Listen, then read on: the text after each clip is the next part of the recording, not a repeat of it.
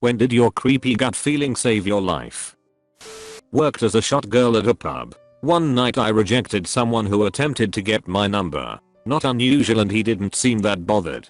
The whole exchange wasn't strange to me. In the early hours after the bar closed, I went to leave through the back door into the car park like usual when I saw the sense light outside was on. Someone was stood just outside the door. I felt uneasy, so went out the front and asked one of the bouncers to walk me round the back to my car. As we rounded the corner, we spotted this guy lurking outside the door holding his belt like a makeshift garrote. When he saw us, he started screaming that I was a freaking bee and I should die. He scampered off into the road and never came back. Someone came into my work that gave me the I'm in danger feeling. I work in a place where 60% of my customers are children, and I naturally get very protective of them. But you can't call the police because someone's creeping you out. He kept getting close to children, but not doing anything or even making them uncomfortable, so there still wasn't anything I could do. He leaves and I shrug it off. Another customer soon comes in and gives me the same feeling, so I'm thinking I'm just anxious today. He's talking about Donkey Kong and stuff. Casual conversation. Then he says, I'm best friends with Martin Bryant, the spree killer from the 1996 Port Arthur massacre, who is in solitary confinement and can't even interact with whoever has to throw his food at him. So I'm getting a bit nervous now. Then the first creepy guy comes in, and the one I was talking to says, I know him, we went to prison together. So immediately I start having a panic attack and have to end the conversation as quick as possible so I can contact the manager to say I need someone else to come into the store. I was there alone and they immediately call the police. Turns out they were both registered sex offenders. Neither were allowed anywhere near my work because it's too close to the CBD, and they're legally now allowed near anywhere that could have children there. I actually recently went to court for this, waited hours to go in, and he pleaded guilty at the very last second. Bastard. I woke up at 3 AM once sitting upright in bed. I felt on alert and my heart raced when I saw that my cat was on alert too, wide awake by my feet with his ears perked up. But I didn't see or hear anything weird. Something didn't feel right and I couldn't relax. So I got up and went to the kitchen, turned on some lights, and ate food, even though I wasn't that hungry. Eventually went back to bed. We discovered the next morning that someone had stopped while in the process of using some kind of tool to silently cut a big hole in the glass window in the living room. They were trying to break in right next to the bedroom. I think the lights I turned on scared them away. Edited to add that we had 3 long years of issues with our neighbors. They repeatedly came into our property and were pissed that we put up a 9-foot fence to keep them out. This attempted break-in happened right after the fence went up and 2 days before they all moved out. Glad those pieces of crap are long gone. I'm a firefighter. We got called out to a tree fire started by fallen power lines. We pull up in the truck and I'm trusting that my driver and crew leader are doing their job and have good situational awareness. We get out of the truck and we're parked next to a set of power lines, not fallen. It's a very windy night and I can see the lines swinging, so I voice my concerns to my crew leader who says it'll be fine. We get out, hose out, risk of the tree fire catching onto a house outweighing potential risk of arcing plus the line disconnected when it fell, and I'm on the branch ready to start putting it out with 2 others near me when I get a chill. I look up, see the line swinging violently and yell, everyone freaking move. As the 3 of us sprint and dive out of the way we hear a thwip and crack and sure enough the line we were under came loose and stayed connected to the power pole. If I hadn't got that chill, chances are we would have had 3 fried furies. Had a friend who said we should go to this party he was invited to by a classmate of his. We ended driving out to it. We noticed the neighborhood was not too pleasant and sketchy. We saw that house had some lights on in backyard, but kind of quiet for a party. I decided that we should not go since something felt really off. Friend ended finding the classmate that invited him got robbed and threatened when he went to party. It ended up being a fake party. When I was in middle school and around 14 years old I was returning home. I lived like 5 minutes away from said school and I noticed there was a man following me. He wasn't looking at me, he was looking at his phone and he wore a cap, so I wasn't able to see his face fully. Anyways, he gave off this weird vibe. I reached my apartment building and the guy was still behind me. I know mostly everyone who lives in my neighborhood and I couldn't recall him. Last moment I decided I wasn't going to go inside the hallway. I turned around and went to a store where I waited for my mom to come. A few weeks after, there was some news about an 11-year-old girl from my school who was raped in the building right behind mine 2 days after the incident. The guy they caught looked a lot like the guy who had followed me, and given the time frame and the proximity, there's a high chance that it was him. My daughter was a year and a half at the time. She had a cold, but bedtime went off without a hitch. I woke up in the middle of the night that night, really uncomfortable and anxious. Something was off, and I couldn't put my finger on it. I got up, had a midnight snack, tried to calm my nerves. I decided to check on my kids, who shared a room, before trying to go back to sleep. I get in there and immediately I hear a light sound coming from her crib, wheezing. It was so quiet, there was no way to hear it outside of the room. I got her up and saw that her breathing was fast and labored. I took her to the hospital, where she ended up with an overpass stay, oxygen, and nebulizer treatments because her oxygen had dipped. She was diagnosed with reactive airway disease due to the cold, which triggered the asthma attack.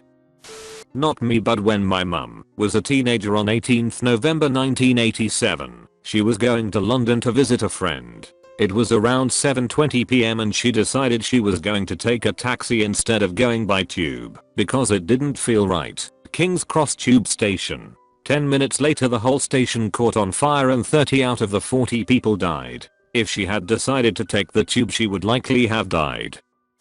Well, I was walking home. Wasn't late and I'm from a pretty safe area, but it was that time of year when it starts to get dark really early, so felt kind of ominous. Anyway, I pass this guy in a red sweater and red tracksuit bottoms, and he looks at me funny. Maybe he's high, maybe he's drunk. Either way, something not quite right about him. I keep going. Look behind me, he's still there. Cross the road. He crosses with me. As soon as I turn a corner I sprint to my apartment complex and run into the coded gate and wait. He rocks up a minute later and stares at me through the gate. He just stares at me for a good 10 or so seconds, then runs back the way he came. Shivers.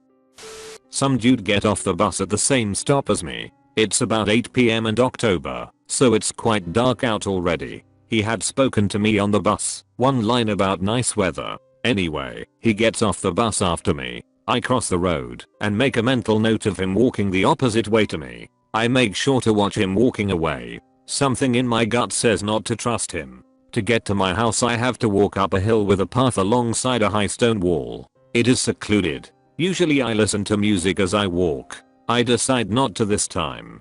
I'm about halfway up when I get this awful feeling.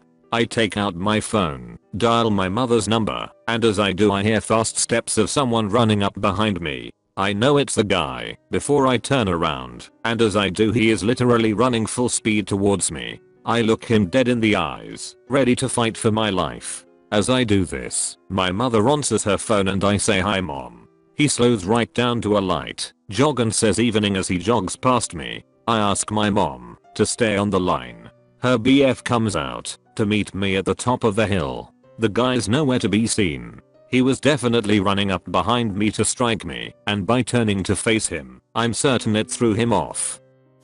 Not me, but my mum saved me once when she woke up in the night and went looking for my biological dad because he wasn't in bed. She saw him just outside my door staring at me, and she described it as disturbing and said it made her nauseous. She didn't know what made her say it, but she told him to get away from me. A few years later in 2010, my half-sister finally broke down and revealed that my biological dad had been molesting her for 12 years. My sister told me a few years ago that he threatened her, that he would start on me and my other sister if she did anything. There's been a few times where I hadn't listened to my gut, but one sticks out where I did. I used to live in a smaller Minnesotan town down near some train tracks and a bike/running path that extends out of town into the woods. One evening I'm sitting outside on my porch drinking a couple of beers with my buddy. Two dudes walk up on us kind of out of nowhere and immediately something seemed off with them. It's a college town and drunk people come up onto your porch a lot or randomly just say hello on their way to or from the bars downtown. But these dudes had a badass vibe to them. I had a little black Louisville slugger lying next to me on the porch, so I grabbed and just held it across my lap. One dude asks us, "You guys got an extra smoke?" Buddy says nope. The other guy comes up real close almost onto the porch and says, "Did you see my face?" I just kept looking forward, but not directly at him and just said, "Nah man, we didn't see anything." He said something like "good lil punk ass," and they both walked away. 2 nights later I'm sitting in my living room with the same buddy and the local news is on. 2 guys arrested for robbing and stabbing a man a couple nights back on the trail down by the train tracks next to where I live. My buddy had looked at their faces coming up, and I had seen the dude clear as day that had asked for the smoke. It was those same freaking guys. Was hunting for early morals, and King Bolit's last May up near Clay Elm, no luck, so went further over towards Hancock. About 2/3 up a hillside I felt like I was being watched. I slowly realized that I couldn't hear any animals making noise. Hackles raised, I immediately started down the most direct path to my car. 1 trail above where I was parked I saw a partial juvenile male deer skeleton under a large conifer. As I double timed it past, I looked up and saw the rest of the bones and sinews slung up in the branches. Out came the knife and I slowed down, turning and scanning every few yards until I got into my car and booked it out of there. The next day 2 mountain bikers were attacked by a cougar and 1 was killed very near to the area I was hiking. I carry a handgun now for my mushroom hunts. I was in Turkey for vacation when I was about 7 or 8 years old, and I made friends with some other tourists, but also some locals, all around the age range of 8 to 16. These 2 local guys were about 16, and at one point during the late afternoon they asked if I wanted to go with them to go kart outside of the hotel area, and I agreed. Approximately 30 seconds of walking along with them, I got the most chilling feeling I've ever had in my life. All the hairs on my skin rose up, and I had this super uneasy feeling deep in my gut. It actually felt like some supernatural force was beckoning me to dip. I turned on my heels and sprinted so fast to get back to the hotel. I didn't even look back. When I returned, my mother asked where I had been. I told her I was taking a rough crap. Oddly enough, I was quite fond of those guys before this happened. But, thinking about this in retrospect, why would 2 local 16-year-olds have any genuine interest in go-karting with a young 8-year-old tourist? I feel like I may have dodged a bullet. We may never know. I'm a petite woman, and was 19 at the time. Had a late shift that ended at 10 PM. Hit the grocery before my walk home, about 10 blocks. I've got arms full of groceries and notice a car drive past me in the opposite direction. Had it pull a U-turn behind me and park. I tell myself, probably just getting home from work too, but then I hear footsteps behind me. I turn around, and it's a man in his 30s, I'd guess. He doesn't say anything, but stops walking. When I stopped walking, I keep walking, bit faster now, and I can hear him speed up too. I turn around again and say, "Hey man, what's up?" He says nothing.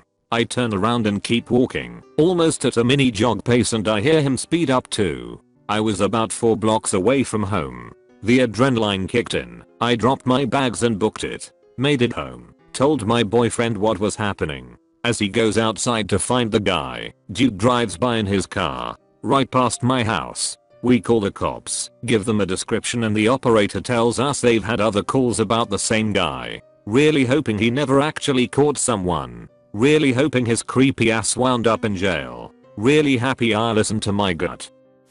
I live in Southern California, and growing up living by the beach I would go surfing a lot. Almost every day during the summer with my buddies. One day I wanted to go but no one else could go, so I decided it was fine, and I would go by myself. Not a huge deal, I've gone surfing alone in the past and there are always other people in the lineup to hang around. Anyway, I get to the beach, and when I paddle out I noticed there wasn't anyone out yet. More waves for me, I thought, but after a while something just felt off. I don't really know how to explain it, but it was a very eerie feeling, as if I was being watched. I don't think I've ever felt such an acute feeling like that before or since then, but I just listened to my gut feeling and paddled in and went home. The next morning a swimmer died at that exact beach from a great white shark attack. I haven't been surfing since, and that was 10 years ago. Was hiking by myself, real smart. I get this feeling that something wasn't right, but I normally act on that feeling. That day, however, I ignored it, went to a lookout, turned around and headed back. About the same place as I got the feeling, I noticed cougar tracks cross mine in the snow. They followed mine for a few meters and then went to a bit of shrub that overlooked both where I was now and the lookout. I immediately left and avoided going anywhere near something that would give a cougar cover. Occasionally behind me, I would notice a small rustle in the bushes and trees or some snow falling off a disturbed branch. Like and subscribe for more Reddit videos.